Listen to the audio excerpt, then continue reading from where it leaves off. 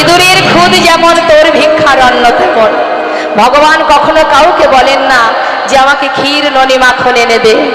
ভক্ত যদি ভক্তি ভরে একটা তুলসী পত্র দিয়েও সেবা দেয়, ভগবান তাতেই সন্তুষ্ট।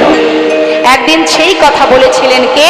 দেবর্ষি নারদ জিজ্ঞাসা করেছিলেন, হে দয়াময়, জগতের জীব যে তোমাকে ডাকবে, কিভাবে ডাকলে তুমি তার ডাকে সাড়া দেবে? প্রভু বলেছিলেন, শোনো দেবর্ষি, কেউ যদি ভক্তি ভরে আমাকে একটা ফুল দিয়ে ডাকে, আমি তার ডাকে সাড়া দেব। দয়াময়, তার কাছে যদি ফুল না থাকে? ভগবান বললেন, কোনো দুঃখ নেই, কেউ যদি একটা তুলসী পত্র দিয়েও আমাকে ডাকে, আমি তার ডাকে সাড়া দেব। আচ্ছা প্রভু, সেই ভক্তের কাছে যদি তুলসী পাতাও না থাকে? প্রভু বললেন, তাতেও দুঃখ নেই, কেউ যদি আমাকে এক গণ্ডূষ গঙ্গা জল দিয়ে ডাকে, আমি তাতেই সাড়া দেব।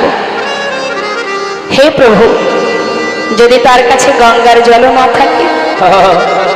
প্রভু বললেন, তাতে আর দুঃখ কেন? এই জগতের কোনো কিছুই যদি না থাকে, তাতে কোনো দুঃখ নেই।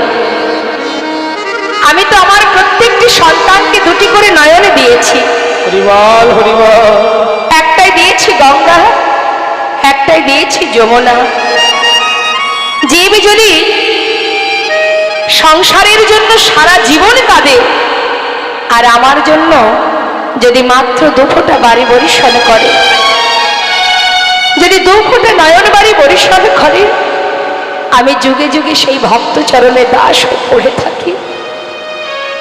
কেউ যদি আমাকে ডাকার মতো ডাকে, সারা জীবন ধরে ডাকতে হয় না, আমি যুগে যুগে সেই ভক্ত চরণে দাস হয়ে পড়ে থাকি। যদি কেউ বলতে পারে, হে প্রভু, দুটি নয়ন জলে